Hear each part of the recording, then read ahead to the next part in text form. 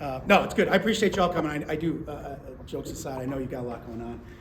Big day in the college football space with signing day, and I'm excited for you all to get a chance to talk to Tom Allen, which we're all excited for you to be joining the family. I'm going to just go through a couple things just because we've been so busy over the semester since I last saw most of you in Indianapolis. But I want to highlight a couple things that I think are really important for us, and then we can get into it however you guys want to, however you want to handle the questions. So first and foremost, hopefully you all saw the graduation success rate of our student athletes, 93%, continue to do that at an incredibly high level.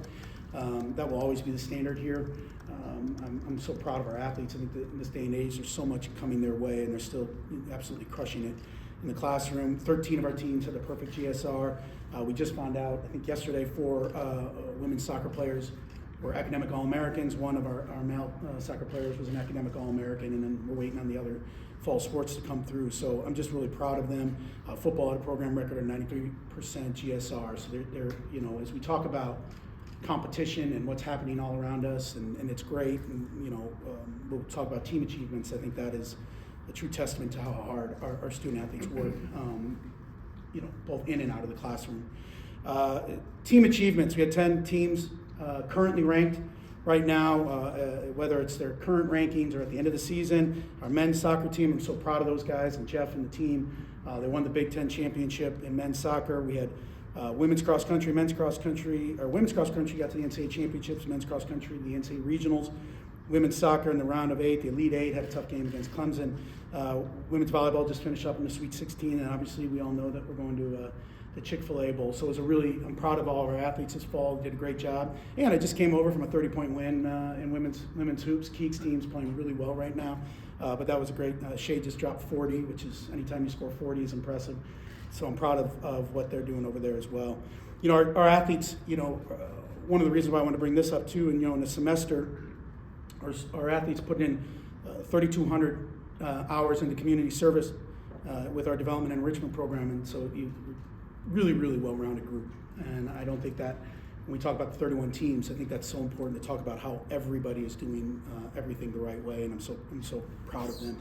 We talk about some of the things just from you all know, hopefully, how important sport performance, health and wellness is to me. We've added 2 full-time athletic performance coaches, kind of decreased the load that we had. When you have 833 athletes, we've got to continue to focus on all of our sports. We've added those positions over the semester. We've converted 4 part-time trainers to full-time.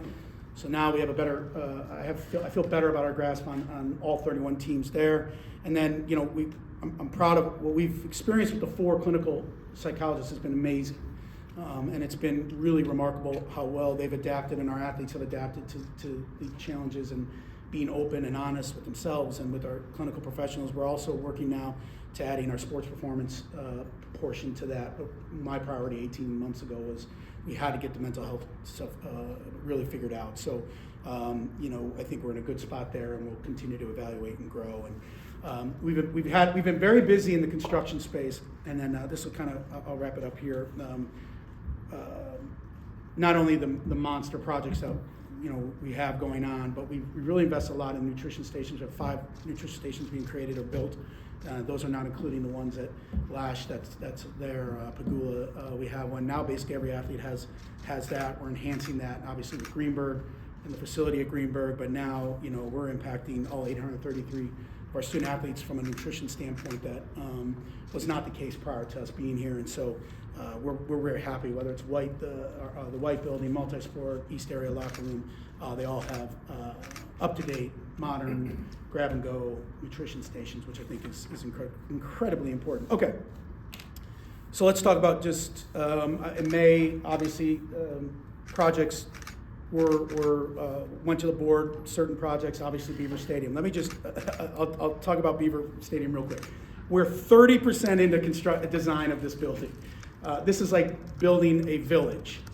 So I'm not trying to not answer any of your questions, but I haven't even briefed the board or Neely on where we are with Beaver Stadium.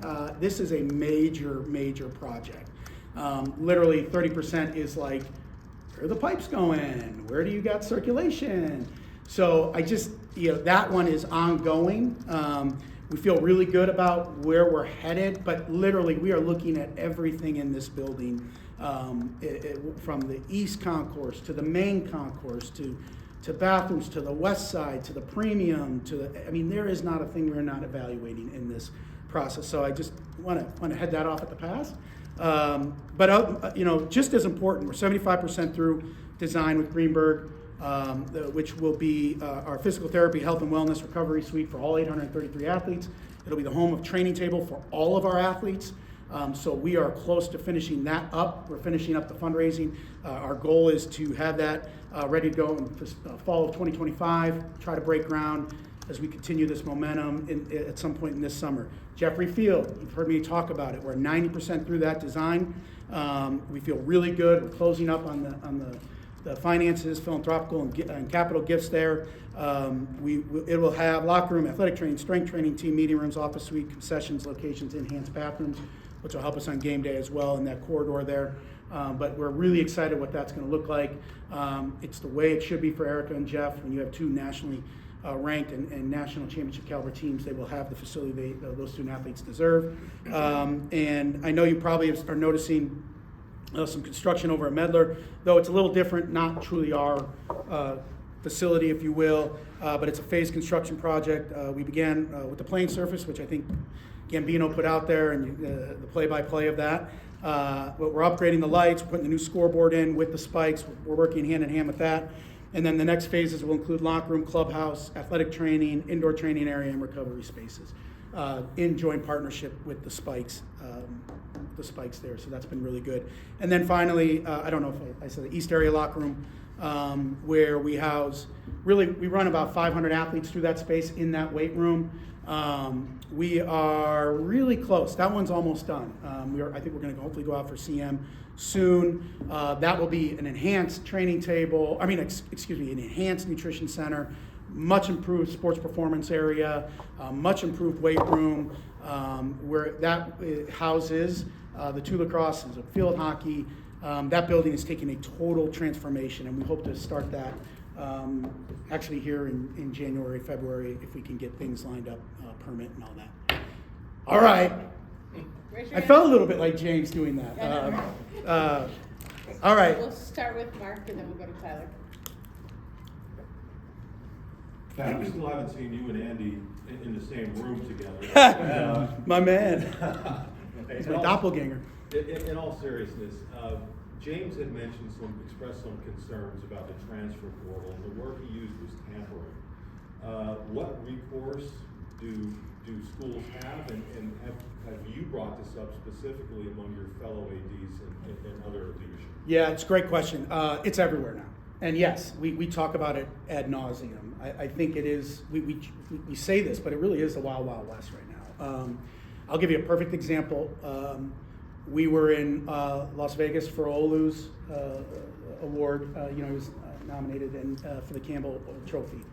And on our way there, we got an email of 8 athletes, one of which was our own, who was not in the portal, and an agent was saying, "Hey, are you interested in them?" One of them and is not in the portal, was just shopping athletes around. I was not very happy that that's happening, and went to the NCAA officials there and said, we shared it with them. So we're trying to kind of communicate everything that we see, but and it's hard because some people are showing it to you, some people aren't, and it's just a really difficult spot to be in, and they're putting the student athletes in a really tough spot too. But I do think we are, the tampering is real. And, I had a conversation with someone the other day, and they said, listen, the rules that are being made are actually hurting the people that follow the rules, because everyone's trying to do what's right. And so I think James, now I'm proud of them, what they did with this class. I think they did an amazing job. He does a great job at that. You guys can talk about that later today. But yeah, it's real, and we try to just hand it over and say, here's what we're finding. And I gotta believe the NCAA is getting inundated with it. But it is a topic all the way. Everybody's talking about it. Coaches, ADs, everybody in the business. Tyler the Pickle. Hey, Pat, how are you? Good. I think we've asked James a few times about how you have kind of handled the navigation of of adding a coordinator or high-profile assistant coach. Curious, you just saw it twice in a 1 month span. What does it look like when James Franklin, he held a full-time job, he had 2 of them then? What, if, as much as you can peel back the curtain in Yeah. this setting, can you peel back the curtain? Yeah, it's an interesting question, and it was like, what, 2 weeks? My guy, he is so prepared for these moments, which is a weird, right? Like, he just knows what I need. It's how he attacks everything. And it was great to go through this process with him, because you just don't know, right? It's not I said this the other day, I'm here just to support him and help and be a sounding board. But very analytical, starts with the analytics. What's the right fit? And how to, the defensive coordinator, right? We're a 4-down team, and that's who we are, and that's where we've had success. So that's probably got to be a piece of it, right? I'm probably giving him too much. He's probably going to be upset. Look at that. Look how upset KP is. But I do think he's very, very focused on that. And then you start with the big list, and you just start to build. And then it all becomes, who's the right fit? Who comes in this building and fits?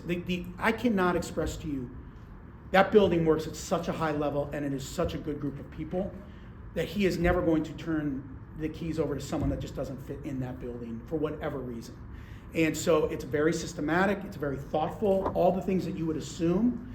And then, when he makes this decision, he makes it, but he calls friends of people and gets different perspectives. It's no different than how I would handle, or how I handle head coaching searches. But he does it was really good to go through it with him. And he doesn't get fazed by, he has his process. It's like everything else, right? It's the 1-0, here's how we're going to handle it, and it's true to form in everything he does. Pickled and Ben. Pat, you mentioned the Beaver Stadium project, but another one that you went to the board about was Lash and doing work on the second floor there. So have you started that yet, and what's your timeline for that? Yeah, actually, that's a good point. Yeah, they're under construction there now. In fact, I was just over with James. James is moving his office out. Everyone's moving their offices. So once we head out here on Saturday, they'll start to really move on the construction. It's a great question on timetable. I don't know, KP. Do you know it's everything's probably around 12 to 18 months. Yeah. Just honestly how it works. But Summer. yeah, is it summer? Yeah. So, but that's actually starting. They're already doing prep work over there now. So yeah, they're moving offices and moving into temp space. Ben, then Allie. Yeah, how's it? Good. Wouldn't be a press conference without an NIL question. As the numbers Absolutely not. fly around for what it takes to do roster retention, do you think it's good or sustainable for the sport to have effectively outsourced that budget to fans through collectives? No, I don't.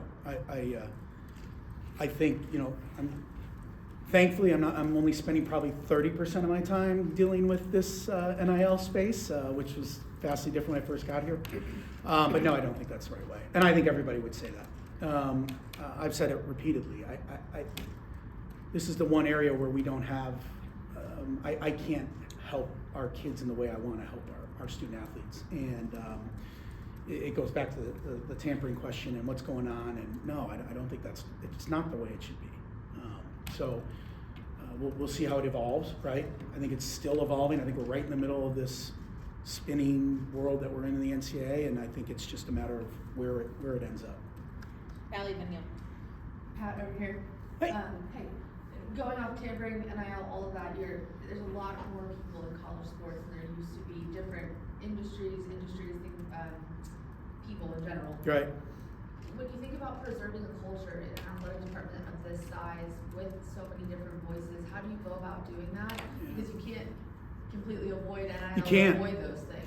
Well, and it's not like you're trying to avoid NIL, but what you're trying, because look, we all believe in NIL. I think it's the right thing. Name, image, and likeness. Our athletes should be able to do that. When you play in front of 110,000, or you play continued wrestling sellout crowds, or Erica's teams who are elite. So I think that's it. But your point about culture is so important.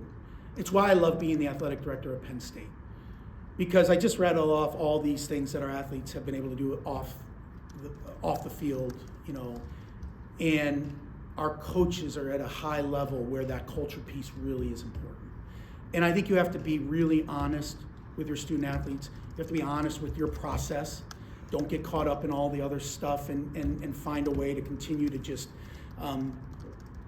do it the way that you believe can sustain. Because I don't think that's a sustainable model of just paying a player here, and because locker rooms are challenging, and you're hearing from everybody. You hit it on the head. There's always another thing out there that someone else has started another agency, someone else has started, and you got to run all those leads down. But I think I believe with my 833 student athletes and our coaches that we have a place that hopefully they can be honest with us. Hopefully they feel that there's trust, and that we're building a culture that we're all in it together. And I think that communication is such an important piece to it, like any other organization. And so it's a challenge. There's a lot of people trying to infiltrate that. And I think James does a remarkable job. I think all of our coaches really, Kale, everybody does a remarkable job of trying to do that. And you can't bat 1,000, but I think that culture piece that you reference is so important. And that's why I love being here, because there's no undue pressure. You just do it the right way. Take your time. Do it the right way. Get the right. We have everything that you can recruit the best. It's been proven. So, yeah, I think that culture piece is so important. Neil and then Ryan. Hey, Pat. Hey. You have a Super Bowl ring there? Or? This is just my wrestling national championship ring, of which I had nothing to do with. I was along for the ride, I think, Kale and the boys. James made his comments last week about the tampering and whatnot, and Chip Kelly had a little video, and it seems that a lot of high-profile people in college football are screaming for leadership. What is the next step for ADs and commissioners to be working? Can you work with the NCAA, or is it just independent of that? No, I think you are seeing it, which goes back to that question of like everybody's feeling it, right? We in the Big Ten is, and Tony's done a really good job. Sometimes it's nice to have an outside set of eyes on some of the issues that we've been ingrained with forever. I think Governor Baker's trying his hardest to figure it out and work through it. We have to work with them.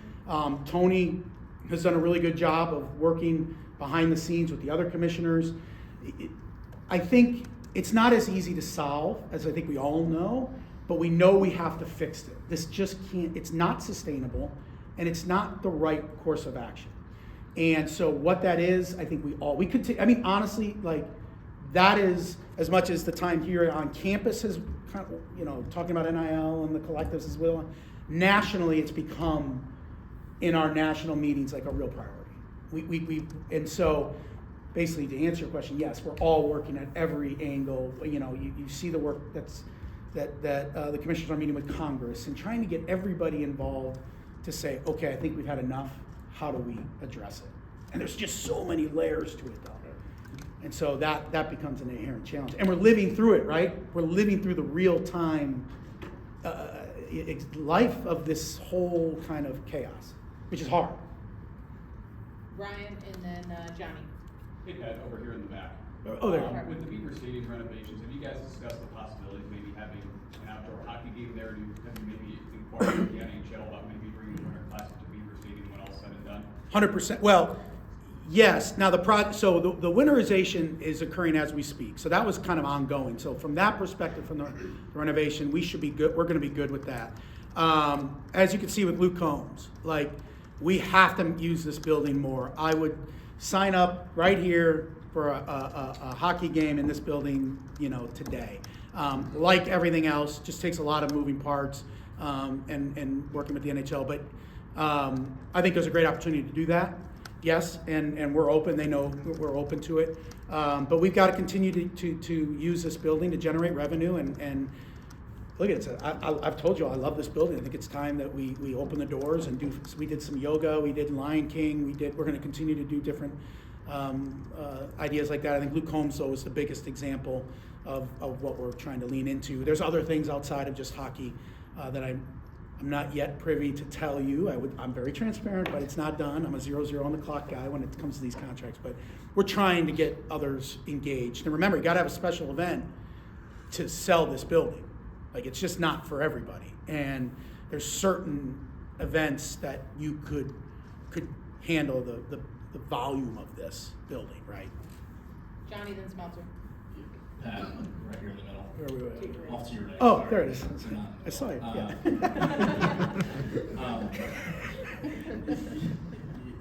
You talked about the coordinators earlier.